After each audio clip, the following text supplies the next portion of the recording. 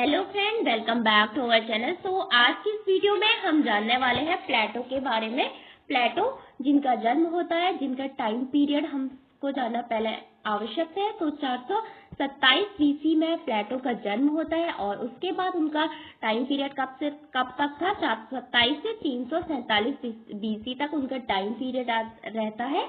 यानी 427 BC में उनका जन्म होता है और 347 BC में यानी बिफोर क्राइस्ट उनकी डेथ होती है। Okay, 347 BC।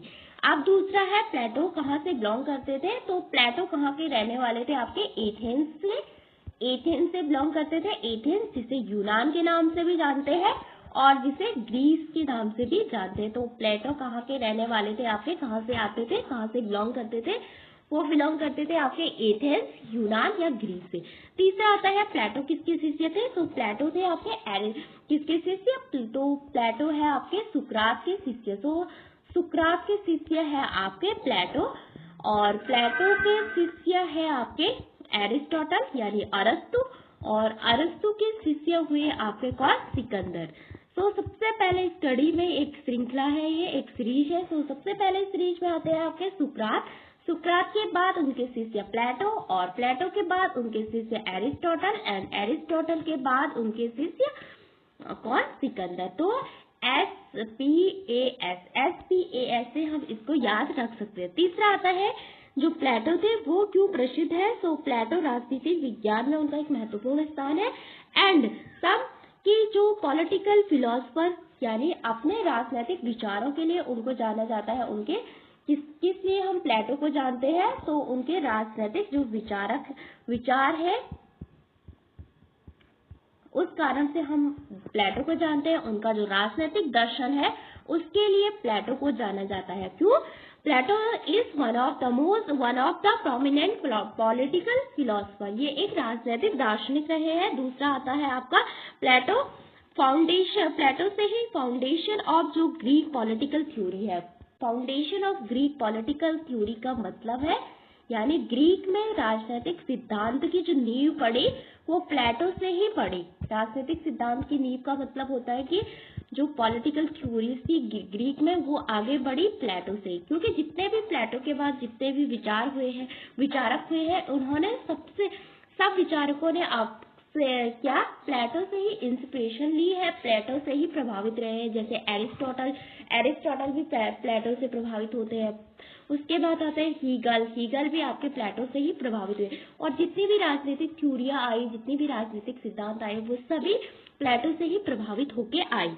तीसरा आता है प्लेटो को क्या राजनीतिक दर्शन यानी पॉलिटिकल जो फिलॉसफी है यानी राजनीतिक दर्शन का पिता कहा जाता है प्लेटो को। पॉलिटिकल फिलॉसफी का फादर ऑफ पॉलिटिकल फिलॉसफी, राजनीतिक दर्शन के पिता के नाम से भी प्लेटो को जानते हैं। तो प्लेटो के बारे में हमने पढ़ा कि प्लेटो 427 BC में उनका जन्म होता है, एथेंस में उनका जन्म होता है एंड जो सुकरात थे प्लेटो के गुरु थे और सुकरात के शिष्य थे प्लेटो। एंड तीसरी बात हमने जानी कि प्लेटो क्या थे? एक महत्वपूर्ण राजनीतिक दार्शनिक थे यानी एक प्रसिद्ध पॉलिटिकल फिलोसफर, राजनीतिक दार्शनिक थे। उसके बाद हमने देखा कि ग्रीक में जितनी भी राजनीतिक जो दर्शन की जो नींव पड़ी, जितनी भी पॉलिटिकल थ्योरी आई वो सभी प्लेटो से ही प्रभावित होकर आई, इसीलिए उनको कहा जाता है यूनानी राजनीतिक सिद्धांत की जो नींव पड़ी प्लेटो से ही पड़ी। उसके बाद आता है कि प्लेटो को राजनीतिक दर्शन का पिता कहा जाता है यानी फादर ऑफ पॉलिटिकल फिलॉसफी भी प्लेटो को ही के नाम से भी प्लेटो को ही जानते हैं यानी राजनीतिक दर्शन का पिता प्लेटो को कहा जाता है। उसके बाद आता है प्लेटो की जो अकादमी थी उसका नाम क्या था? उसका नाम था अकादमी यानी हिंदी में कहे तो अकादमी, इंग्लिश में कहे तो अकेडमी। ओके, तो अकादमी या अकादमी उनका जो इंस्टीट्यूशन था वहां पे जो एजुकेशन के लिए था उसका नाम था लाइफ की कोचिंग सेंटर। ओके, फिर आता है प्लेटो क्यों जाने जाते हैं? तो प्लेटो जाने जाते हैं उनके आदर्शवाद के लिए। ओके, उनका जो आइडियलिज्म था आदर्शवाद के लिए यानी द्वंद्वात्मक आदर्शवाद के लिए जाने जाते हैं प्लेटो। द्वंद्वात्मक का मतलब होता है कि यानी दो लोग हैं आपके, इन दोनों ने अपने अपने विचार दिए। अब इन दोनों ने जो अपने विचार दिए, एक ने एक चीज के बारे में अच्छा कहा, दूसरे ने अपना विचार दिया कि ये बुरा है, इस तरह से। तो इन दोनों से एक विचार मिलके आया, तो वो बना तीसरा विचार। ओके, तो कि विचारों में द्वंद्व हुआ, उसके कारण एक नया विचार निकल के आया, तो उसे कहा जाता है द्वंद्व, यानी द्वंद्वात्मक जो आदर्शवाद था, उसके लिए प्लेटो जाने जाते। तो आदर्शवाद का मतलब होता है जो कि एक यूटोपियन हो, आपका जो एक कल्पनावादी हो, एंड जो इससे विश्वास करता है कि क्या है के बजाय, मतलब दुनिया में क्या है, व्हाट इज, मतलब यहाँ पे क्या है के बजाय वो विश्वास करता है कि क्या होना चाहिए। ओके, क्या होना चाहिए, ये आदर्शवाद कि क्या है के बजाय किस पे बल देता है कि क्या होना चाहिए। तो प्लेटो जो है वो आदर्शवाद के लिए जाने जाते हैं, और यूटोपियन का मतलब होता है कल्पनावादी, यानी जो इमेजिन करता है, जो कल्पना करता है कि ऐसा होना चाहिए, ऐसा होगा तो ऐसा होगा। तो इस तरह से जो कल्पनावादी विचारक है इस तरह से बल देते हैं।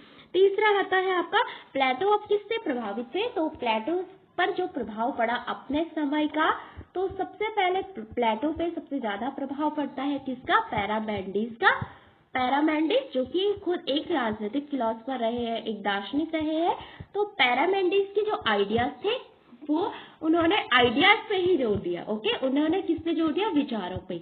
तो उन्होंने कहा कि इस भौतिक दुनिया में आपके जो विचार है, इस बदलती दुनिया में आपके जो विचार है वो ही परमानेंट है। ओके, तो जो पैरामेंडिस थे उनका मानना था कि विचार, आइडिया परमानेंट है, विचार आपके स्थायी है। तो प्लेटो से ज्यादा प्रभावित हुए पैरामेंडिस से। तो जो जो बाद में प्लेटो ने अपने विचार की जो थ्योरी दी कि आइडिया, विचार और रूपों का जो सिद्धांत दिया बाद में, वो सभी किससे प्रभावित होगी, पैरामेंडिस से। क्योंकि पैरामेंडिस कहते थे कि परिवर्तन की इस दुनिया में विचार ही एकमात्र स्थायी चीज है, यानी विचार ही आपके परमानेंट है। दूसरा, प्लेटो प्रभावित होते हैं हेराक्लिटस से। हेराक्लिटस से जिनका मानना था कि प्रवाह, यानी प्रवाह का मतलब होता है notion of flux. Okay, notion of flux का मतलब है कि जो प्रवाह है, जो परिवर्तन है, यानी ये भौतिक जो दुनिया है, जो फिजिकल ये वर्ल्ड है, वो निरंतर परिवर्तनशील है, उसमें निरंतर परिवर्तन होता रहता है, निरंतर परिवर्तन होता रहता है किसमें, भौतिक दुनिया में। तो यहाँ पे जो परिवर्तन जारी है उसका विचार लेते हैं। कोई भी चीज आपकी स्थायी नहीं है, हर चीज में निरंतर परिवर्तन होता रहता है, वो लिया उन्होंने हेराक्लिटस से। तीसरा आता है आपका पाइथागोरस। पाइथागोरस को हम सभी ने इनका नाम सुना है, पाइथागोरस, जो कि किसके मतलब किस लिए प्रसिद्ध है, इन्होंने एक पाइथागोरस प्रमेय दी थी, कहाँ पे, मैथ्स में। तो जो पाइथागोरस थे, प्लेटो ने उनसे किसका विचार लिया कि माइग्रेशन ऑफ सोल, यानी आत्मा का स्थानांतरण का विचार लिया था पाइथागोरस से।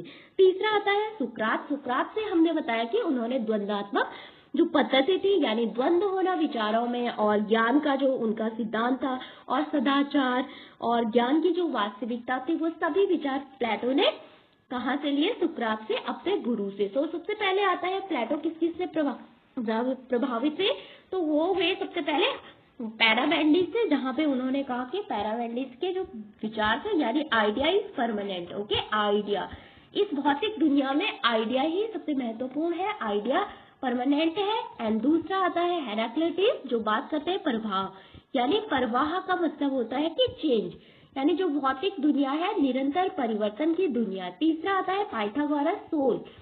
सोल का मतलब होता है सोल, माइग्रेशन ऑफ सोल, यानी सोल का जो स्थानांतरण, यानी आत्मा का स्थानांतरण। ओके, तीसरा आता है सॉक्रेट। सॉक्रेट का मतलब होता है आपका सुकरात। सुकरात से लिया था उन्होंने द्वंद्वात्मक पद्धति। तो ये चार महत्वपूर्ण है, इनका सबसे ज्यादा प्रभाव पड़ा प्लेटो पे। ओके, इसके अलावा प्लेटो पे प्रभाव पड़ता है किसका, वो पड़ता है जब प्लेटो का जो युग था, उनका जो टाइम पीरियड था, वहां पे एक वॉर होता है, इसको कहा जाता है पेलोपोनेशियन। Peloponnesian war.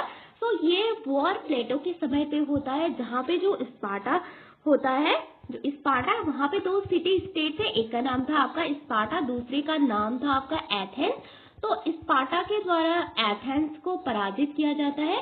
क्यों, क्योंकि जो स्पार्टा था उसका शिक्षा प्रणाली अच्छी थी, उसकी जो मिलिट्री का सिस्टम था वहाँ पे शिक्षा, जो सैनिक शिक्षा दी जाती थी, शिक्षा प्रणाली उसकी काफी मजबूत थी। तो इस कारण से प्लेटो का मानना था कि जो एथेंस है वो अपनी शिक्षा प्रणाली के कारण और बहुत सारे अन्य कारण है उसके कारण पराजित हुआ। तो प्लेटो सबसे पहले जो एथेंस क्यों पराजित हो गया, उनका जो देश था उनका यही प्रश्न था बार बार कि एथेंस क्यों पराजित हो गया, एथेंस क्यों आपका मतलब हार गया। तो इसका अध्ययन करना चाहते थे, इसलिए उन्होंने बाद में अपनी शिक्षा प्रणाली दी।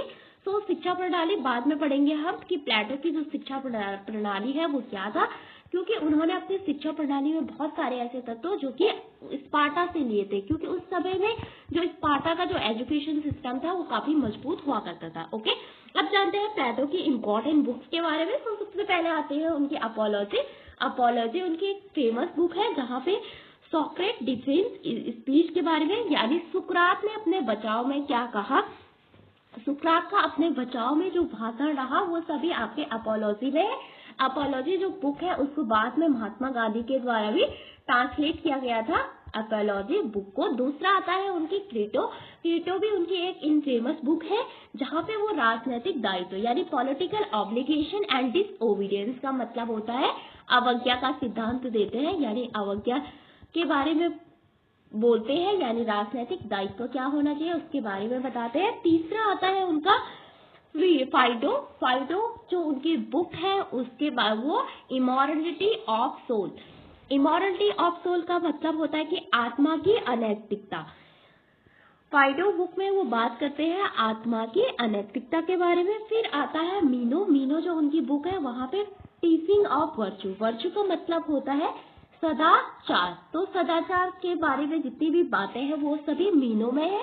फिर आता है गॉर्जियस। गॉर्जियस भी उनकी एक इम्पोर्टेंट बुक है जहाँ पे वो किसके बारे में बात करते हैं, विवेक के बारे में, कॉन्शियसनेस के बारे में एंड कॉन्शियसनेस चेतना के बारे में एंड कंसाइज के बारे में, यानी विवेक के बारे में आइडिया देते हैं। फिर रिपब्लिक। रिपब्लिक भी उनकी एक इनफेमस बुक है। रिपब्लिक उनकी इतनी प्रसिद्ध बुक है कि इस बुक को जो रूसो है उन्होंने कहा कि ये एजुकेशन पे यानी शिक्षा पे लिखा गया अब तक का सबसे महत्वपूर्ण ग्रंथ है शिक्षा। रिपब्लिक जो बुक है वहाँ पे प्लेटो ने अपनी शिक्षा प्रणाली के बारे में बात की, अपने जो न्याय का सिद्धांत था उसके बारे में बात की। तीसरा है प्लेटो ने जो आदर्श राज्य का सिद्धांत था वो भी आपका रिपब्लिक में दिया। उसके बाद प्लेटो ने न्याय का सिद्धांत दिया, वहाँ पे शिक्षा का सिद्धांत दिया, साम्यवाद का विचार दिया एंड आदर्श राज्य का विचार दिया। और रिपब्लिक को किस रूप में लिखा गया है, तो जो रिपब्लिक है उसको एक डायलॉग फॉर्म। डायलॉग फॉर्म का मतलब होता है कि दो लोगों के बीच डायलॉग हो रहा है, बहुत सारे लोगों के बीच। जैसे पहले प्लेटो आए, प्लेटो ने अपने विचार दिए, फिर दूसरा व्यक्ति आया उसने अपने विचार दिए एंड तीसरा आया उसने अपने विचार दिए। तो इस तरह से डायलॉग फॉर्म में आपकी जो रिपब्लिक है वो लिखी गई है। और जो रिपब्लिक है उसके 10 पार्ट है। किसके, रिपब्लिक के एजुकेशन पे लिखा गया महत्वपूर्ण ग्रंथ है। और इस चर्चा में जो रिपब्लिक में जो डायलॉग हुआ उसमें बहुत सारे थिंकर आए। तो ये बहस किन किन लोगों के बीच हुई रिपब्लिक में, वो चर्चा किन किन लोगों के बीच होती है, तो वो होती है सेफालस। सेफालस एक इम्पोर्टेंट विचारक है। दूसरा आता है पॉलीमार्कस। पॉलीमार्कस भी आपके काफी इम्पोर्टेंट है। तीसरा आता है थ्रेसीमैकस। थ्रेसीमैकस। उसके बाद आता है गुलकागॉर। तीसरा आता है आपका सुकरात। सुकरात क्यों आए यहाँ पे, क्योंकि प्लेटो ने यहाँ पे अपना नाम यानी अपने आप को सुकरात के नाम से प्रेजेंट किया इस बुक में। ओके, तो कौन कौन आए थे आपके इस बुक में, जो रिपब्लिक है वहाँ पे जो डिबेट हुई, वहाँ पे चर्चा हुई। तो सबसे पहले आते हैं आपके सेफालस, उसके बाद पॉलीमार्कस, फिर आता है थ्रेसीमैकस, फिर आता है एंडीमेंटस, फिर आता है आपके ग्लूकॉन एंड फोर्थ आते हैं आपके सुकरात, जहाँ पे कि प्लेटो ने स्वयं को यानी अपना विचार रखा सुकरात के नाम से। ओके, फिर आता है लास्ट बुक है उनकी तो स्टेटमेंट जो उनकी बुक है यहाँ पे नहीं लिखी है। तो स्टेटमेंट जो उनकी बुक है वहाँ पे वो देते हैं गवर्नमेंट, टाइप्स ऑफ गवर्नमेंट के बारे में बताते हैं। किस बुक में, टाइप्स ऑफ गवर्नमेंट बताती हूँ, 1 मिनट। ये है जो ये टाइप्स ऑफ गवर्नमेंट है प्लेटो की, एरिस्टोक्रेसी, टीमोक्रेसी एंड ओलिगार्की, डेमोक्रेसी और टियार्की। तो इन सभी जो बारे में बताया है उन्होंने कहाँ पे बताया है, तो इसके बारे में बताया उन्होंने स्टेटमेंट में। फिर आता है सबसे लास्ट लिखा उन्होंने लॉ। लॉ उनका दूसरा सर्वश्रेष्ठ ग्रंथ है जो कि स्टेट पे लिखा गया है, यानी कानून के बारे में ये एक महत्वपूर्ण ग्रंथ है। तो आज की इस वीडियो में पढ़ा हमने कि जो इनकी एक ट्रिक भी है, तो सबसे पहले इनकी ट्रिक याद कर लेते हैं। ACP प्रद्युमन नहीं, ACP and MGR, ACP MGR SL, okay, ACP MGR SL, okay. तो ये था प्लेटो। तो इससे पहले हमने देखा कि प्लेटो ने अपने जो प्रभावित किससे हुए, वो पैरामेंडिस से, हेराक्लिटस से एंड पाइथागोरस से और सोक्रेटिस से। दूसरा आता है, हमने देखा कि प्लेटो को राजनीतिक दार्शनिकों में से एक माना जाता है, एक महत्वपूर्ण फिलोसफर थे, पॉलिटिकल फिलोसफर थे। दूसरा है यूनानी राजनीतिक सिद्धांत की जो नींव पड़ी वो प्लेटो से ही पड़ी, क्योंकि उनके पहले सुकरात भी आ गए थे, लेकिन सुकरात ने अपने विचारों को कभी लिखा नहीं, अपने जो आइडिया थे उनको कभी लिखा नहीं, कोई बुक्स नहीं लिखी। तो सुकरात के शिष्यों ने ही उन पे जो बुक्स लिखी, तो प्लेटो ने ही अपने जो दर्शन, अपनी थ्योरी उसको रिटर्न फॉर्म में लिखा। फिर आता है तीसरा, राजनीतिक दर्शन का जनक कहा जाता है, और प्लेटो का टाइम पीरियड है, उनका जन्म होता है 427 BC में, और 300 उनकी अकेडमी जो उनका एजुकेशन इंस्टीट्यूट था, दार्शनिक आदर्शवाद के लिए प्रसिद्ध है, यूटोपियन विचार के लिए प्रसिद्ध है। तीसरा आता है, हमने देखा कि उनका जो पुस्तकें हैं, एपोलॉजी है, क्रीटो है, फाइडो है, मीनो है, गॉर्जियस है और रिपब्लिक है, स्टेटमेंट है और लॉ है। उसके बाद आते हैं उनके कुछ आइडिया जो कि हम बाद में पढ़ेंगे। इसमें एक आया आपका डायलेक्टिकल। डायलेक्टिकल का मतलब होता है तर्क संगत तार्किक संवाद। संवाद का मतलब चर्चा, बहस होना। डायलेक्टिक का मतलब डायलॉग होना, बार बार चर्चा होना। जब बार बार चर्चा होगी, बहस होगी, तभी एक नया विचार आएगा, बार बार संवाद होगा तभी एक नया विचार आएगा, तो उसको कहते हैं डायलेक्टिकल मीन्स द्वंदात्मक, ओके, द्वंद के द्वारा विचार की उत्पत्ति। एंड तीसरा आता है, प्लेटो आदर्शवादी थे, क्या है के बजाय क्या होने पे बल देते, क्या होना चाहिए इस पे बल देते थे। और यूटोपियन थे, और उन्होंने आइडिया को परमानेंट बताया है कि विचार महत्वपूर्ण है, और विचार वास्तविकता ही जो रियल है वो है आपके विचारों की परछाई, यानी रियल इज मतलब idea is real, reality is the shadow of ideas, यानी जो वास्तविकता है वो विचारों की क्या है, परछाई है। एंड विचारों का कि विचार रियल है, विचार स्थायी है, और विचार क्या है, परफेक्ट है, परिपूर्ण है, विचार ही इम्पोर्टेंट है, ओके। एंड जो फिर आता है भौतिक जगत निरंतर परिवर्तन की दुनिया है। जो भौतिक जगत है उसमें निरंतर परिवर्तन होता रहता है, और जो ईश्वर की दुनिया है, जो आपके आध्यात्म की दुनिया है, वो क्या है, उत्कृष्टता और स्थिरता की दुनिया है। ये प्लेटो के महत्वपूर्ण विचार थे। तो अब हम उनके अन्य विचारों को दूसरी वीडियो में पढ़ेंगे। तो थैंक यू सो मच।